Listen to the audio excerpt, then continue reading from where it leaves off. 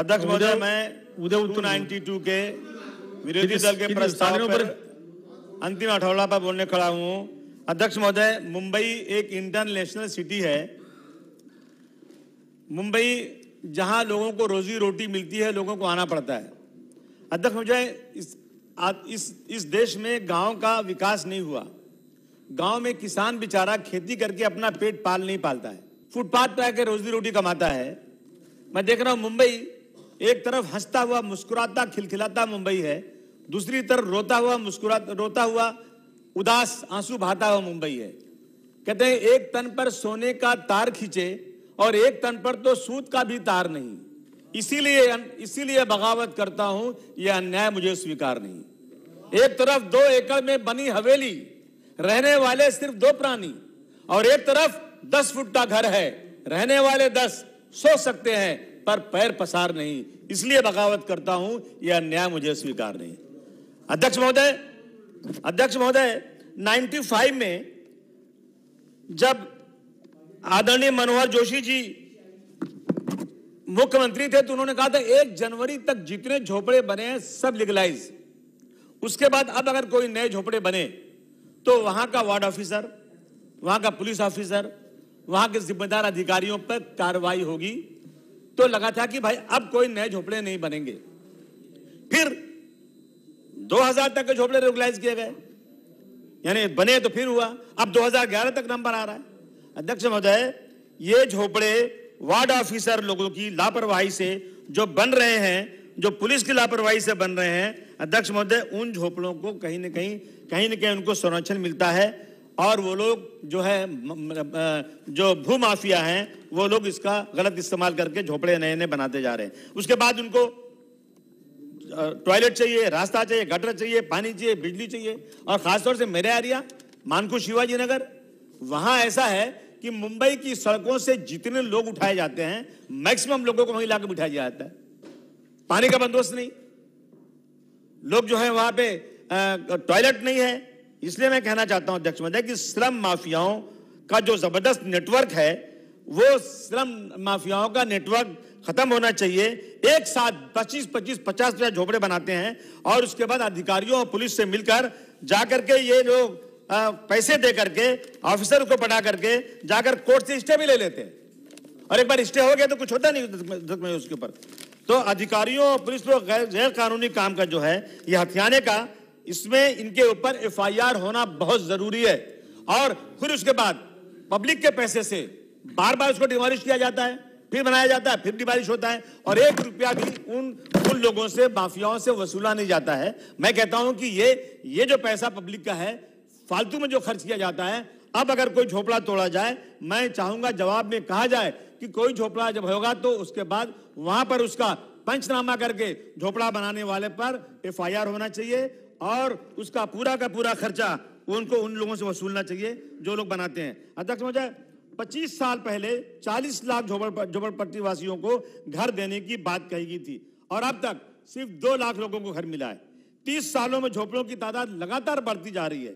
इस योजना में श्रम सोसाइटी के लोगों के साथ बिल्डर का जो भी एग्रीमेंट होता है, इस श्रम वाले बिल्डरों पर अपनी बात कायम रखते नहीं हैं, उनको किराया नहीं देते हैं, और उसके बाद जो सोसाइटी वाले हैं वो भी बार बार नई डिमांड करते हैं। इस पे एक ऐसा कुछ कानून बनाया जाए कि जो बात तय हो उस पर अगर कोई उस पर वो लोग उससे कहीं अलग होते हैं, उसको पैसा पेमेंट नहीं मिलता है, उनको भाड़ा नहीं मिलता है, तो ऐसे लोगों के खिलाफ क्रिमिनल केस किया जाए ताकि जो स्लम का है डेवलपमेंट जल्द हो जाए।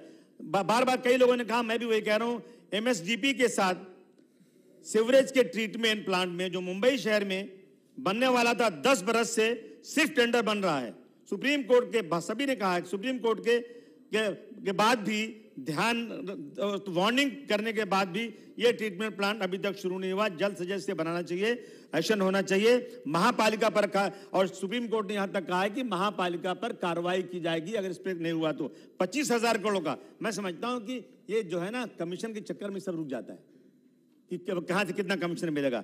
हम जाते हैं दूसरे मुल्कों में, समुद्र के किनारे कितना अच्छा ग्रीन पानी, ब्लू पानी नजर आता है, और यहाँ पे इतनी गंदगी, इससे कितनी ज्यादा बीमारी फैलती है। ये जल्द से जल्द इसको ये खत्म होना चाहिए, ये काम हो जाना चाहिए। अध्यक्ष महोदय, ये प्लांट है, कोई भी प्रोजेक्ट 5 साल में पूरा होता नहीं।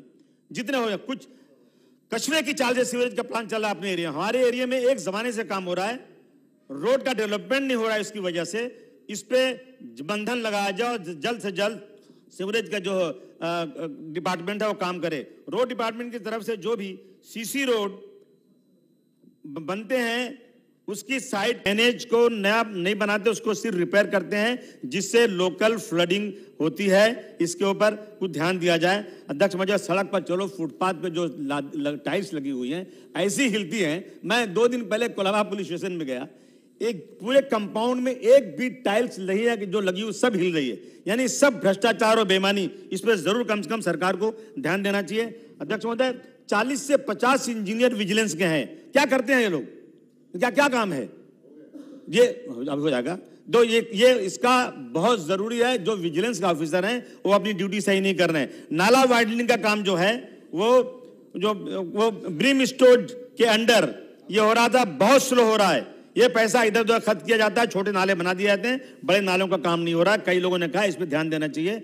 अध्यक्ष महोदय, वीडियोकॉन अतिथि और GSG केमिकल में 40 बिल्डिंगें, उन सबको मिलाकर सिर्फ एम ईस्ट वार्ड में तकरीबन 7 से 8 हजार घर खाली पड़े हैं। 10-15 साल से हैं। इन फ्लैटों को, जिसमें एक बिल्डिंग में 112 फ्लैट हैं, सब खाली पड़े हैं। जो लोग जिनके पास घर नहीं है, जिनको जो है कहीं से उजाड़ा जा रहा है, जो लोग बाहर से आना चाहते हैं, उनसे भाड़ा लेकर उन घरों को दिया जाए। 15-15 साल से घर पड़े हैं, लोग उसको कब्जा कर रहे हैं। एक छोटा सा मुद्दा अध्यक्ष महोदय। दूसरा अहम मुद्दा यह है कि कुछ समय से महाराष्ट्र शासन की जगह में आबाद स्लम बस्तियों की झोपड़पट्टियों को फोटो पास देना बंद कर दिया गया है। ट्रांसफर प्रक्रिया भी बंद कर दी गई है। शासन को प्राप्त होने वाला एक बहुत बड़ा रेवेन्यू का लॉस हो रहा है।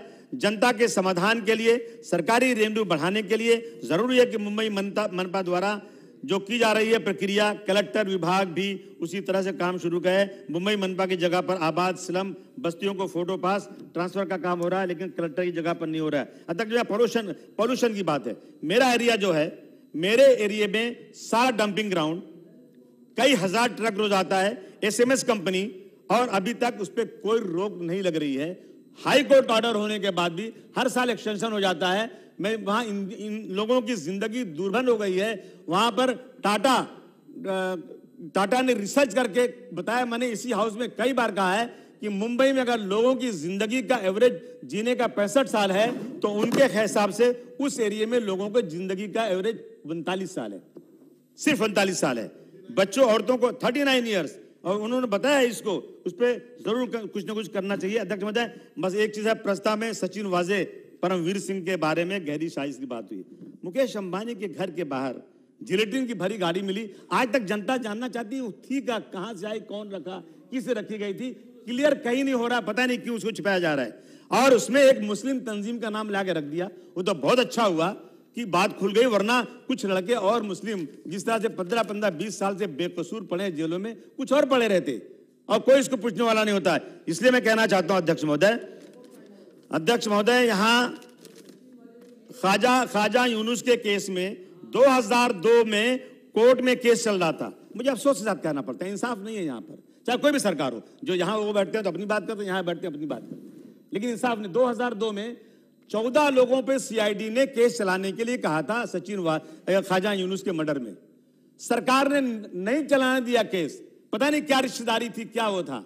सिर्फ 4 लोगों पे केस चल रहा था। ख्वाजा यूनुस, मैंने बहुत कोशिश किया कि ये ख्वाजा यूनुस का कैरेक्टर, ये ख्वाजा यूनुस को मारने वाले में नाम इन लोगों का है, इनको जो है रीस्टेट ना किया जाए, लेकिन रीस्टेट किया गया उसको। और क्या हुआ इसमें? अध्यक्ष महोदय, ऐसे लोगों का, जो पुलिस माफिया वाले जो है ना, बहुत यहाँ पड़े हुए हैं, जो बड़े बड़े गुंडे और डॉन है ना, उनसे भी बदमाश लोग हैं। इन पे कुछ ध्यान देना चाहिए। इस मौके पे मैं कहूंगा अध्यक्ष महोदय एक बात, कि मालेगांव के ब्लास्ट केस में NIA और ATS दोनों ने इन्वेस्टिगेशन किया। अगर रोहिणी सालियान का बयान मैंने नहीं, आपने सबने पढ़ा होगा, जो NIA की वो प्रोसिक्यूटर थी, उन्होंने कहा कि मुझे ऊपर से दबाव है कि मालेगांव के केस में जिसमें प्रज्ञा सिंह ठाकुर, पुरोहित, ये लोग पकड़े गए हैं, इसमें इनके साथ नरमी बरतो। कौन कह रहा है? सरकारी वकील जो जजों के सामने केसेस ले जाती हैं, अगर वो नहीं वो अपना केस सही तरीके से पेश नहीं करेंगे तो सजा कहां से होगी? और यही हो रहा है कि अब एनआईए में ये लोग जो पकड़े गए हैं, इन सब बस हो गया। इन लोगों को सर, इन लोगों की गवाही सब टूट रही है, कोई गवाही सही नहीं आ रही है। मेरा निवेदन है आपसे कि इसमें एटीएस जो महाराष्ट्र सरकार के अंडर में है, आप उनके गवाहों को भेजिए ताकि इसमें दूध का दूध पानी का पानी हो जाए, वरना अफसोस होगा। बस एक ही बात मैं कहूंगा, आपने तो बहुत कह दिया, मंदिर वो गणपति नहीं हुई। अरे आप कम से कम, हम भी तो यहाँ रहते हैं, हमारा भी तो नाम लेते हैं एक बार। आप 12 रबीउल अव्वल का जुलूस नहीं निकला, नमाज नहीं हो रही थी, आशूरा का जुलूस नहीं निकला, लेकिन मैं मुबारकबाद दूंगा सीएम साहब को। शब बारात के लिए कोई बाहर नहीं निकला, मैं बधाई दूंगा कि जब कोर्ट ने कह दिया, जब बड़े बड़े ऑर्गेनाइजेशन ने कह दिया कि महाराष्ट्र के मुख्यमंत्री आदरणीय उद्धव ठाकरे साहब ने जिस तरह से कोविड के लिए कंट्रोल किया, उनको बधाई। तो मैं भी उनको इसमें बधाई देना चाहता हूं कि उन्होंने अच्छा काम किया था, उनको बधाई देना चाहता हूं अध्यक्ष महोदय, और मुबारकबाद देना चाहता हूं। लेकिन और इसी के साथ साथ मेट्रो 256 किलोमीटर की कोस्टल रोड, सी लिंक, फ्रीवे जो बना है, ये मुंबई के लिए बेहद अच्छी चीज मिली है। लेकिन एक ही चीज है, एक जिसने बनाया, मैं तो नहीं कह रहा हूं, ये एक मुंबई के लिए अच्छी चीज मिली है। लेकिन एक चीज जो ये फ्रीवे है, कोलाबा से वहां तक जाने के लिए इतने 1-1 घंटे का भी लग जाते हैं, कम से कम उसका भी डेवलपमेंट हो जाता है कोलाबा से वहां तक। तो ये रास्ते, एक फ्रीवे, एक हम लोग के लिए बहुत बड़ी नेमत हो गई है जाने आने के लिए। उन्होंने ट्रैफिक का बहुत हालत खराब है। मैं एक बार फिर मैं कहना चाहता हूं कि मुंबई की कारपोरेशन में जो सहूलतें गरीबों को नहीं मिल रही हैं, जो परेशानियां हैं पानी पीने, पानी की, सड़कों की, टॉयलेट्स की, इस पर ध्यान दिया जाए। और मुझे आपने बोलने दिया, मैं आपका बहुत बहुत शुक्रिया अदा करता हूं।